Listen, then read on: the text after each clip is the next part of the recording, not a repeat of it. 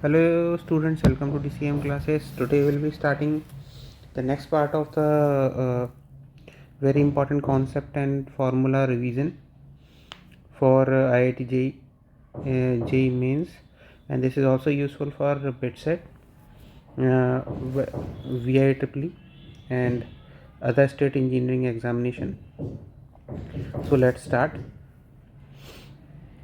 General equation of circle, इससे पहले वाला जो वीडियो है, इससे पहले वाला सर्किल का पार्ट है, वो आपको पिछली वीडियो में मिल जाएगा। वो यहाँ पर मतलब लिस्ट में मिलेगा आपको। वो पार्ट 1 के नाम से होगा, सर्किल्स पार्ट 1। तो आप उसको देख सकते हो। इससे पहले आपको वो देख लेना चाहिए, तो उसके बाद ये देखना चाहिए। और अगर आपने नहीं देख लिया है तो वेरी गुड। अगर आपने नहीं देखा है तो पहले आप उसको भी देख सकते हो। उसमें भी basic equations of circle discuss की गई हैं। अब इस पर डिस्कस करते हैं कि जनरल इक्वेशन ऑफ सर्किल क्या है। General equation of circle is actually, जो आपके पास एग्जाम में दी होगी वो होगी x² + y² + 2gx + 2fy + c। This is a general equation of circle. अब इसको हमें पता है कि हम पिछले पार्ट में जो मैंने डिस्कस किया था कि जस्ट जो जनरल इक्वेशन होती है सर्किल की, वो होती है x + a² + y + b² = r²। This is general equation of circle.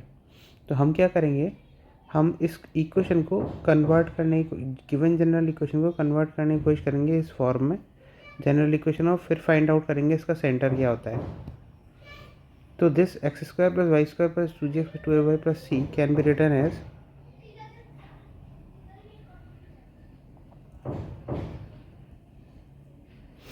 x² + 2gx + y² + 2fy = -c। अब हम लेफ्ट में g² + f² ऐड करेंगे और राइट में भी g² + f² ऐड करेंगे।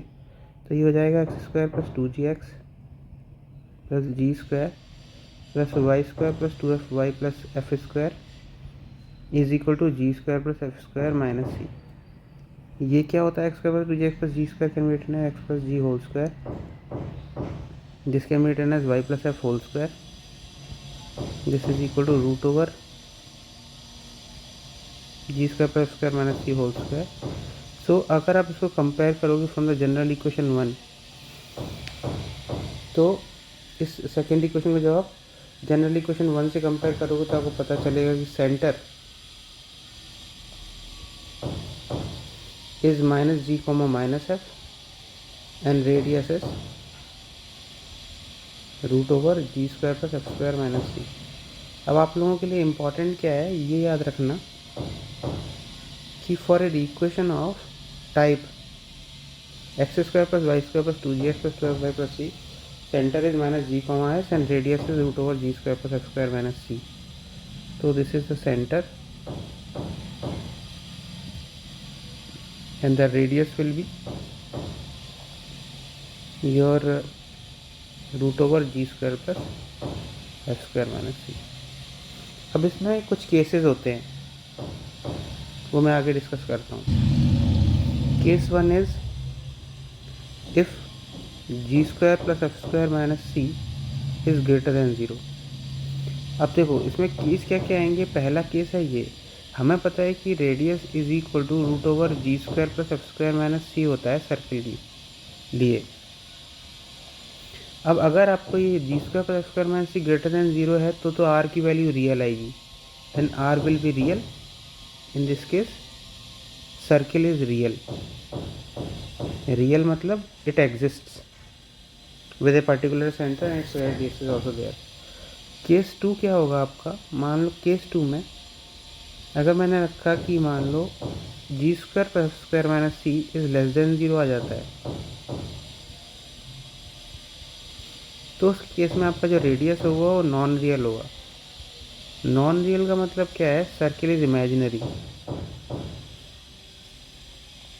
सर्किल इज इमेजिनरी का मतलब है, क्योंकि अगर आपने कॉम्प्लेक्स नंबर पढ़ा है तो आपको ये समझ में आ जाएगा कि कभी भी कोई कॉम्प्लेक्स नंबर होता है तो वो एक्चुअली में रियली एग्जिस्ट नहीं करता, इसीलिए अपन उसको कॉम्प्लेक्स नंबर कहते हैं। यदि कॉम्प्लेक्स नंबर के दो पार्ट होते हैं, एक तो रियल पार्ट और एक imaginary part. Complex number z is represented as a plus i b. इसमें i जो पार्ट होता है ये इमेजिनरी पार्ट होता है। तो इसका मतलब इमेजिनरी पार्ट मतलब द पार्ट विच रियली में डज नॉट एग्जिस्ट। तो अब इसमें क्या हुआ कि g square plus square minus c is less than zero. तो स्क्वायर रूट के अंदर this is less than zero minus negative value. Negative value मतलब आप उसको आई स्क्वायर को -1 लिख सकते हो। तो ये आई वाली वैल्यू हो जाएगी, आई बाहर आ जाएगा स्क्वायर रूट के बाहर, तो मतलब वो चीज़ कॉम्प्लेक्स हो जाएगी, इमेजिनरी हो जाएगी। तो इसका मतलब रेडियस इसके केस में नॉन इमेजिनरी होती है।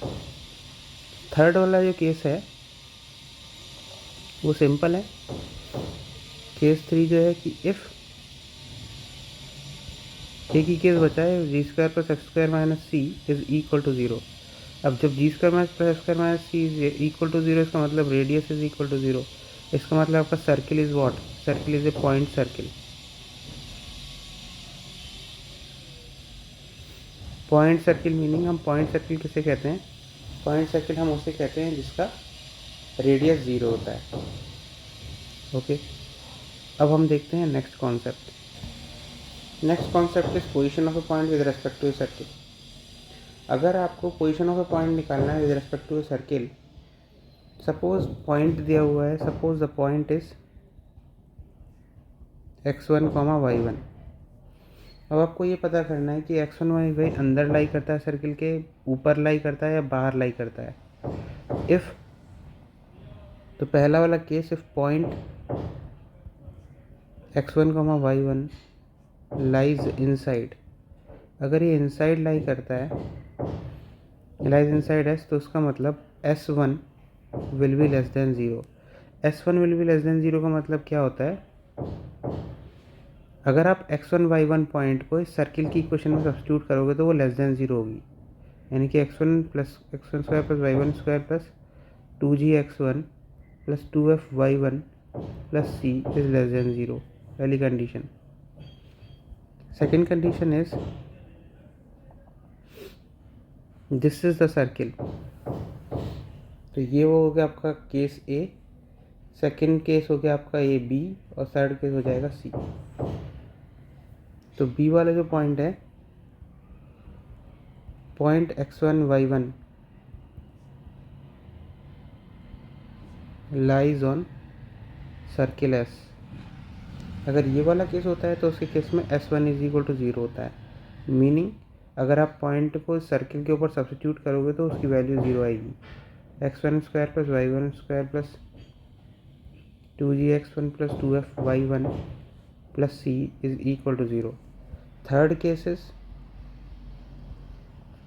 if point x1, y1 lies outside the circle, तो उसके केस में S1 will be greater than zero. Meaning x1 square plus y1 square plus 2gx1 plus 2f(y1) plus c is greater than zero. ये तीन cases होते हैं जो आपको याद रखने पड़ेंगे, ए बी सी। तो ये क्योंकि ये जो कॉन्सेप्ट है ये आपका ये सभी कर्व के लिए अप्लाई होता है, किसी भी क्लोज्ड कर्व के लिए अप्लाई होता है। तो और ये यूज़फुल कहाँ पर होगा आपका? मेजरली ये यूज़फुल होगा जब आप एरिया अंडर द इंटीग्रेशन पढ़ोगे और उसमें रीजन का इंटीग्रेट करना है, आपको रीजन बताना है और रीजन के हिसाब से आपको इंटीग्रेट करना है। तो उसके केस में आपको एरिया फाइंड आउट करने के लिए आपको इस इनइक्वालिटी को समझने की ज़रूरत पड़ेगी। नेक्स्ट पॉइंट देखते हैं, intercept on the axis. The next concept is intercept on the axis.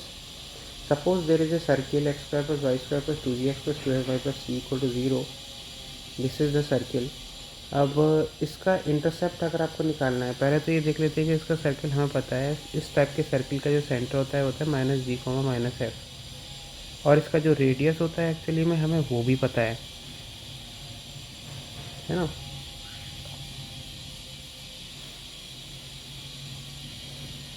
जैसे radius is equal to √g square plus f square minus c, ये हमें पता है। तो अब हमें क्या करना है, हमें सपोज कि एग्जाम में पूछा जाता है क्वेश्चन में कि what is the intercept of this particular circle on the Y axis. So this is Y axis. Y axis की इक्वेशन हमें पता है कि वाई एक्सिस की इक्वेशन हमें पता है कि इसकी इक्वेशन होती है x is equal to 0। This is Y axis. तो उसके केस में हमें इस पर जो इंटरसेप्ट निकालना है, तो उसका इंटरसेप्ट का जो फॉर्मूला होता है L, intercept length L is given by 2√f² - c। Similarly on the X axis, this is the X axis whose equation is y is equal to 0। हमें पता होता है कि वाई एक्सिस की इक्वेशन होती है x is equal to 0, X axis की equation होती है y इक्वल टू 0। तो उस पर जो इंटरसेप्ट होगा उसकी लेंथ होगी 2√g² - c। अब देख लेते हैं आता कैसे है। ऑन वाई एक्सिस अगर आपको निकालना है तो सबसे पहले तो लेंथ ऑफ परपेंडिकुलर निकाल लो आप। Length of perpendicular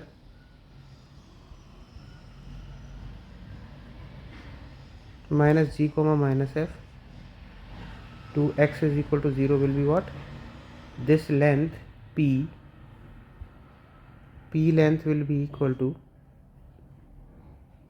minus G upon 1 इसका मॉड। ठीक है, मैंने यहाँ फॉर्मूला क्या यूज़ किया है, length of perpendicular from a point x1 y1 to the line ax plus b y plus c is given by ax1 plus b y one plus c by √/a² plus b², है ना। ये वाला formula use किया है मैंने length of perpendicular. अगर आपको नहीं याद है तो आप उसको पीछे देख सकते हो, स्ट्रेट लाइन में मैंने एक चीज़ डिस्कस की है, length of perpendicular from p x1 y1 to ax plus b y plus c. यहाँ पर अगर आप, अब यहाँ पर देखने की भी जरूरत नहीं है, मैंने यहाँ पर फॉर्मूला डिस्कस यहाँ पर लिख दिया ये वाला। तो ये वाला फॉर्मूला यूज़ हो रहा है, परपेंडिकुलर फ्रॉम माइनस जी को minus F to this will be g. इसका मतलब this length p is equal to g, ये पता है आपको। अब यहाँ पर आप अपना वो इसकी लेंथ निकालने के लिए पाइथागोरस थ्योरम लगा सकते हो। दिस इज x, तो उसके केस में क्या होगा, x² plus p² will be equal to g² plus f² minus c। तो p² p की वैल्यू g है, तो x² plus g² is equal to g² plus f² minus c। तो योर g² गॉट कैंसिल, तो x की value आ गई आपकी √/f² माइनस c। अब दिस लेंथ, ये वाला जो सर्किल, ऊपर वाला जो ट्राइंगल है एंड नीचे वाला जो ट्राइंगल है, दे बोथ आर सिमेट्रिक। तो इसका मतलब द लेंथ, ऊपर वाली लेंथ जो हमने x कैलकुलेट की है, similar length, same length x नीचे वाली होगी। तो इसका मतलब हमारी total length l will be what, l is twice of √/f² minus c। So this is proved.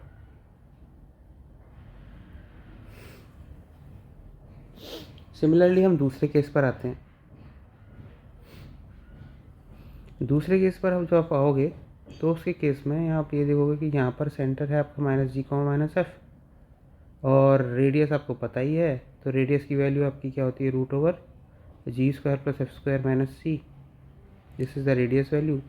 आप यहाँ पर क्या करोगे, यहाँ पर लेंथ ऑफ परपेंडिकुलर डालोगे, इक्वेशन ऑफ इस पर y इक्वल टू 0 पे, तो इसकी value p1 will in this case will be equal to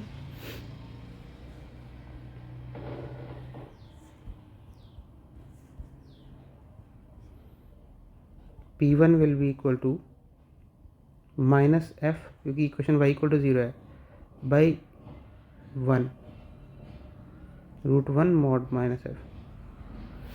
so this will be equal to what, f। अब यहाँ पर p1 है, हमें इसको निकालना है t, इसको t ले लेते हैं अपन इस डिस्टेंस को। तो p1² plus t² is equal to g² plus f² minus c by using Pythagoras theorem. तो p1, so f² plus t² is equal to g² plus f² minus c। f² cancel हो गया, t is equal to √/g² minus c, यानी कि t की length हो गई। अब यहाँ पर एक और ट्राइंगल सिमिलर बना देता हूँ मैं। तो अगर आप देखोगे कि by symmetry this triangle and this triangle both are same, तो इसमें हम जो length of this second T will also be same, so total length L will be equal to 2√g² minus c. अब ये मैंने आपको फॉर्मूला डिराइव करके दिखा दिया है, लेकिन आपको यहाँ पर ये फॉर्मूला डिराइव करके जानना इसलिए ज़रूरी है क्योंकि एग्जामिनेशन में ज़रूरी नहीं है वो एक ही तरीके से आपसे क्वेश्चन पूछें। अगर उन्होंने डायरेक्ट फार्मूला बेस्ड ये क्वेश्चन पूछ लिया तो आप डायरेक्ट फार्मूला लगा लो और जल्दी सॉल्व कर लो। अगर नहीं पूछा है तो उस केस में आपको पता होना चाहिए कि कैसी चीज़ें हो रही हैं, क्योंकि ये चीज़ आपको जेईई एडवांस के लिए बहुत ज़्यादा यूज़फुल होगी। तो these two formulae are very important. अब चलते हैं नेक्स्ट फार्मूले पर, नेक्स्ट कॉन्सेप्ट पर। Equation of tangent. The next concept is equation of tangent. What is the equation of tangent to the circle? Suppose there is a circle whose equation is this. Circle की equation है x² + y² + 2gx + 2fy + c = 0। हमें इसके बारे में पता है, इसकी radius √g² + f² - c होती है, सेंटर होता है -g, -f। हमें इस इक्वेशन सर्किल के ऊपर at point P x1 y1 tangent की इक्वेशन निकालनी है। तो टेंजेंट की equation is given by this formula x(x1 + y(y1) + g * x + x1 + f * y + y1 + c = 0। अब एग्जामिनेशन में आपके पास हमेशा इसी टाइप की इक्वेशन हो ज़रूरी नहीं है, किसी भी टाइप की इक्वेशन हो। आपका काम क्या है, मैं यहाँ पर आपको एक ट्रिक बताता हूँ, which will be your short trick, और ये किसी भी कर्व के लिए अप्लाई करेगी, फॉर एनी कर्व।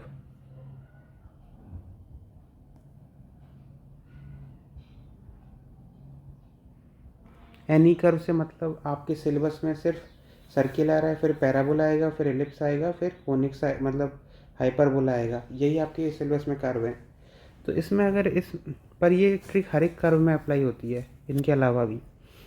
तो आपका काम क्या है, आपको कन्वर्ट क्या करना है। अगर आप टेंजेंट की इक्वेशन निकालनी है तो को x² की जगह पर x(x1) लिख दो, y² की जगह पर y(y1) लिख दो, और 2x को x की जगह पर लिख दो आप x + x1/2, और y की जगह पर लिख दो y + y1/2। तो आपकी ये कन्वर्ट करने के बाद जो इक्वेशन आएगी वो आपकी इक्वेशन ऑफ टेंजेंट आ जाएगी। अब ये तो हो गया शॉर्ट ट्रिक, है ना। अब आपको मैं इसका प्रोसेस बताता हूँ कि ये आया कैसे है। यहाँ पर आपको दो कॉन्सेप्ट सीखने को मिलेंगे। एक और कॉन्सेप्ट है, आपको ये पता होना चाहिए कि equation of tangent to any curve, नहीं, slope of tangent to any curve,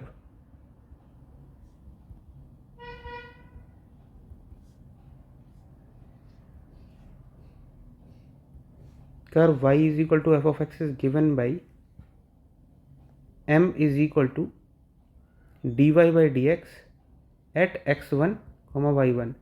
ये एप्लीकेशन ऑफ डिफरेंशिएशन का कॉन्सेप्ट है जो कि मैक्सिमा मिनिमा से रिलेटेड है। तो slope of tangent to any curve y = f x is given by, पहले आप उस पर कर्व पर dy/dx निकालो और फिर उस पर x1 y1 सब्स्टिट्यूट कर दो। ओके, इस कॉन्सेप्ट को हम यहाँ पर यूज़ करेंगे इक्वेशन ऑफ टेंजेंट निकालने के लिए। हमें सबसे पहले तो ये इक्वेशन दी हुई है x² + y², तो हम इसका स्लोप निकालते हैं। गिवन कर्व क्या है हमारे पास, सर्किल।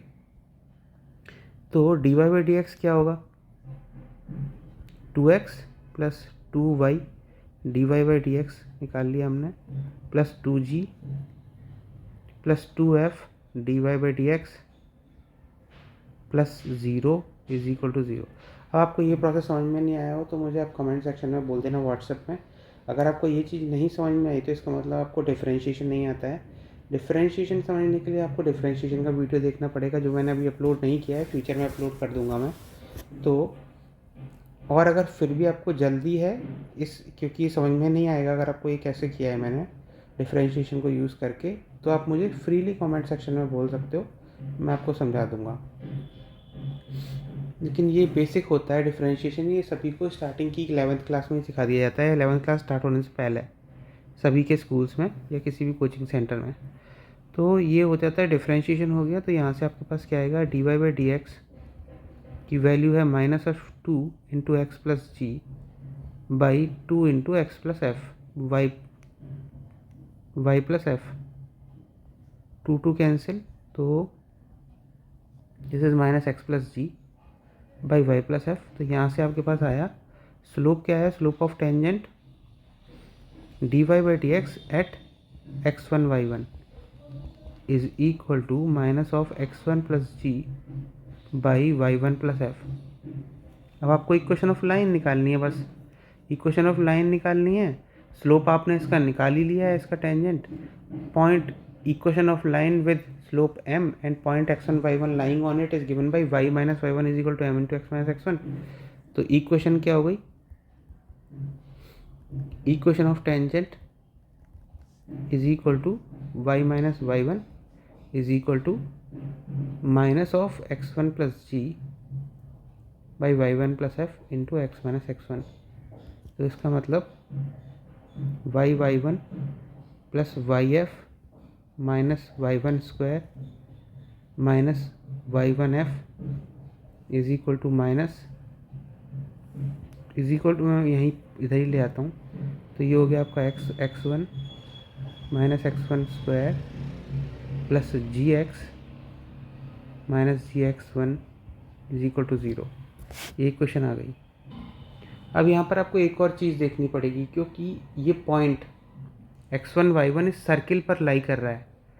बिकॉज पॉइंट P एक सर्किल पर लाई कर रहा है, तो x1 square plus y1 square plus 2gx1 plus 2f(y1) plus c equal to 0 होगा। क्यों? If a point is lying on the circle that point must satisfy that circle. ये हम अभी जस्ट देख चुके हैं कॉन्सेप्ट में। तो x1 स्क्वायर प्लस y1 इस वाले कॉन्सेप्ट में जब मैंने आपको ये बताया था कि if point lies on the circle s1 is equal to 0 होता है ना। तो ये हो गई आपकी एक और इक्वेशन, ये आपकी फर्स्ट इक्वेशन आई है और ये आपकी सेकेंड इक्वेशन है। इन दोनों को यूज़ करके हम इक्वेशन ऑफ टेंजेंट निकालेंगे। तो यहाँ पर x1 square plus y1 square, x1 square plus y1 square from equation 2 will be equal to minus 2gx1 minus 2f(y1) minus c equal to 0, minus c equal to 0 नहीं, minus c हो गया। तो यहाँ पे आपकी इक्वेशन 1 हो गई, y1 plus yf plus 2gx1 plus 2f(y1) plus c minus y1f minus gx1 plus xx1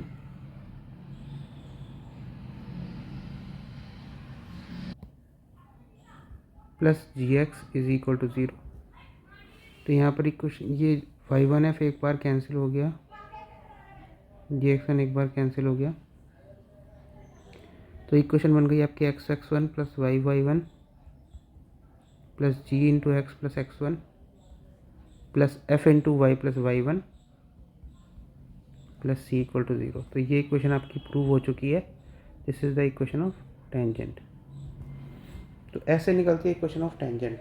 अब मैं ये नहीं बोल रहा आपको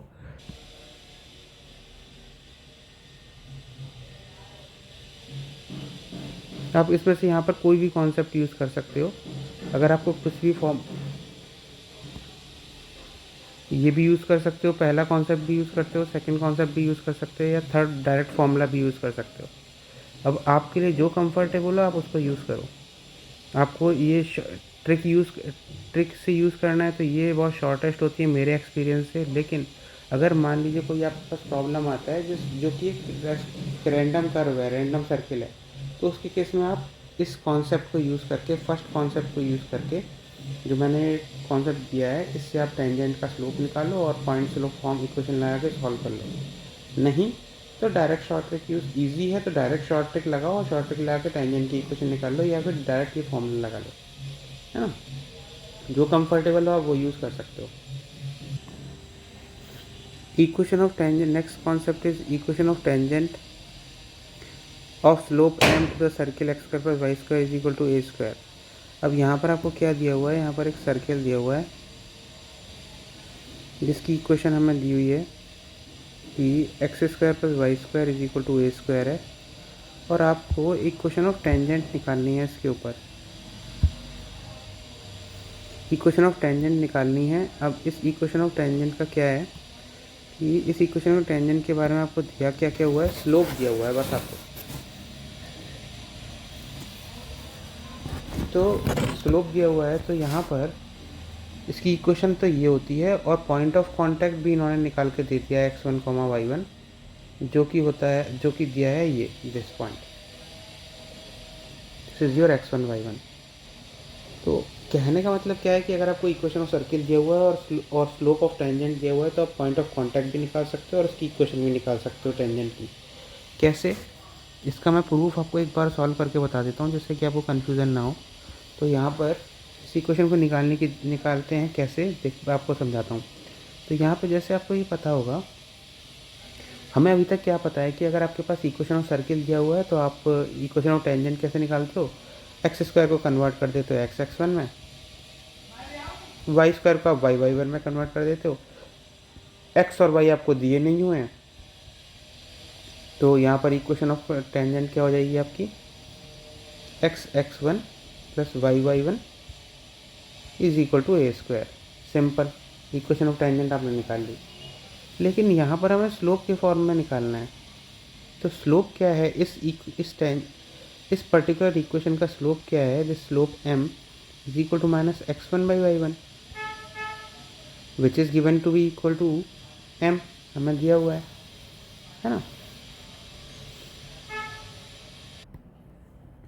also this point x1 y1 lies on the circle. तो इसका मतलब आपके पास एक और कंडीशन आ जाती है, x1 square plus y1 square is equal to a square. ये आपके पास सेकेंड कंडीशन आ जाती है। तो हमें यहाँ से क्या पता चलता है, x1 is equal to minus m y1 आ गया। और दूसरा यहाँ पर हमें क्या पता चला है कि ए की जो वैल्यू है वो है x square one square plus y one square की वैल्यू है रूट ए स्क्वायर, है ना। यानी कि हमें ए की वैल्यू पता चल चुकी है, प्लस और minus root over x one square plus y one square भी लिख सकते हो आप इसको। तो अब हम इनको यूज़ करते हैं, इक्वेशन 1 और इक्वेशन 2 को यूज़ करते हैं अपनी इक्वेशन ऑफ टेंजेंट में, और स्लोप के फॉर्म में निकालने की कोशिश करते हैं। तो जब x x1 plus y y1, तो हम इस इक्वेशन को, इक्वेशन एस्ट्रिक को हम यहाँ पर किस तरह से लिख सकते हैं, x into minus m y1 plus y y1 is equal to a square which is x1 square plus y1 square. तो this is mx minus mx y1 plus y1 is equal to m square y1 square plus y1 square.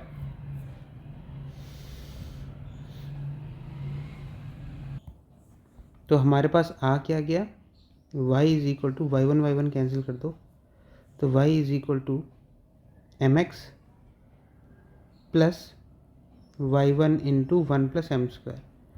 अभी भी हमारे पास y1 एक unknown variable यहाँ पर पड़ा हुआ है, तो हम इक्वेशन 2 को यूज़ करेंगे। इक्वेशन को 2 को यूज़ करने, और इक्वेशन 2 को और 1 को यूजिंग 2 एंड 1 हमारे पास आएगा m square y1 square plus y1 square is equal to a square, यानी कि y1 is equal to plus और minus a upon root over 1 plus m square. तो हमारे पास x1 क्या हो गया, x1 is equal to m a by root over 1 plus m square. आपको समझ में आ रहा होगा, इस केस में मैंने यहाँ पर पॉइंट भी निकाल लिया, और मैं y1 की वैल्यू यहाँ पर पुट कर सकता हूँ। तो y is equal to m x plus और minus a by root over 1 plus m square into 1 plus m square हो गया। तो विच इज़ इक्वल टू, क्या हम लिख सकते हैं, y is equal to m x plus और minus a root over 1 plus m square which is your equation of circle. Equation of tangent to the circle whose slope is only m। ये आपका prove हो चुका है। और आपको ये ध्यान होगा कि यहाँ पर मैंने इसी क्वेश्चन को सॉल्व करने के चक्कर में मैंने सॉल्व करते करते ये भी फाइंड आउट कर लिया था कि पॉइंट x1 y1 क्या है। ओके, तो ये आपका क्वेश्चन सॉल्व हो चुका है। क्वेश्चन नहीं, ये आपका ये चलिए आपकी डेरिवेशन हो गई है। आपको यहाँ पर ये फॉर्मूला याद रखना ज़रूरी है। इसमें मैं आपको कुछ स्पेशल केसेस भी बताऊँगा, फिर नेक्स्ट वीडियो में हम नॉर्मल्स डिस्कस करेंगे। इसमें आपको ये समझ में आ जाएगा। अभी इसके साथ क्वेश्चन, अगर इस टाइप का सर्किल दिया हुआ है x square plus y square equal to a square, तो वेल एंड गुड है। सिर्फ स्लोप की इक्वेशन को स्लोप यूज़ करके आप ये इक्वेशन निकाल सकते हो टेंजेंट की, और पॉइंट ऑफ कांटेक्ट भी निकाल सकते हो, है ना। लेकिन अगर मान लीजिए इक्वेशन चेंज हो जाती है, जैसे एक सर्किल की इक्वेशन चेंज हो जाती है, circle x square plus y square plus 2gx plus 2fy plus c है, तो उसके केस में आपको ये पता होगा कि बस आपको ये करना है, ट्रिक क्या यूज़ करनी है कि आपको ये पता है कि this equation can be written as x plus g whole square plus y plus f whole square is equal to root over g square plus f square minus c whole square, है ना। तो यानी कि अब उसके case में आपका जो इक्वेशन ऑफ टेंजेंट थी वो थी y is equal to m x plus और minus a root over 1 plus m square. यहाँ पर क्या हो गया है, यहाँ पर x कन्वर्ट हो गया है x प्लस जी में, y कन्वर्ट हो गया है y प्लस एफ में, और a कन्वर्ट हो गया है आपका root over g square plus f square minus c में। तो बस आपको यही करना है। तो आपकी इक्वेशन क्या हो जाएगी, y इक्वेशन ऑफ टेंजेंट क्या हो जाएगी आपकी, equation of tangent will be y plus f is equal to m into x plus g plus और माइनस a था तो root over g square plus f square minus c into 1 plus m square. This is your equation of tangent in this case. किया क्या है हमने, ये trick use किया है हमने, कंपैरिजन ट्रिक। तो इसको आप ट्रिक की तरह यूज़ कर सकते हो यहाँ पर ही, दिस इज़ योर ट्रिक। अब हम चलते हैं नेक्स्ट कॉन्सेप्ट पर। मान लीजिए थर्ड इक्वेशन ऑफ सर्किल आपकी जो दी हुई है सेकंड केस में, वो है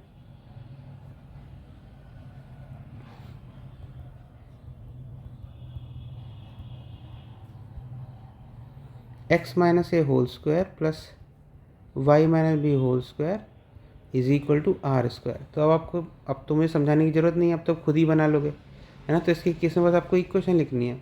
यहाँ पर हुआ क्या है कि यहाँ पर x कन्वर्ट हो गया है आपका x माइनस ए में, y कन्वर्ट हो गया है y माइनस बी में, और जो a था वो कन्वर्ट हो गया है आपका r में। तो equation of circle, equation of tangent क्या होगी, tangent with slope m is equal to y minus b is equal to m into x minus a plus और minus r root over 1 plus m square. Correct, आपने निकाल लिया होगा, very good. अब next पर चलते हैं, इसका पॉइंट ऑफ कांटेक्ट निकालने के लिए। पॉइंट ऑफ कांटेक्ट क्या था,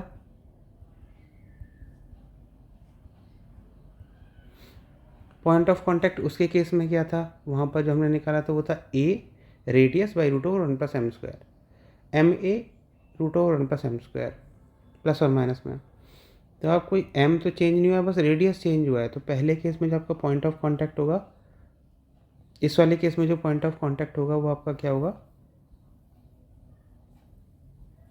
प्लस और minus m r by root over 1 plus m square comma r by root over 1 plus m square. Simple है ना। अब ऊपर वाले केस में क्या होगा, जस्ट पहले जो हमने कैलकुलेट किया था पॉइंट ऑफ कांटेक्ट, इसमें हमने लिखा नहीं है, इसका भी लिख देते हैं। पॉइंट ऑफ कांटेक्ट इसका क्या होगा, इसकी रेडियस चेंज हुई है बस, विल बी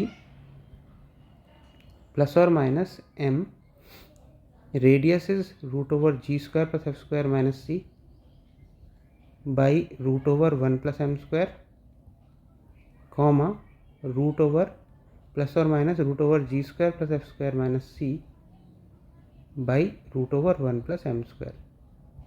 तो इस तरीके से आप याद करते हो और इस तरीके से आप ये फॉर्मूले निकालते हो। तो होप आपको ये वीडियो पसंद आया होगा।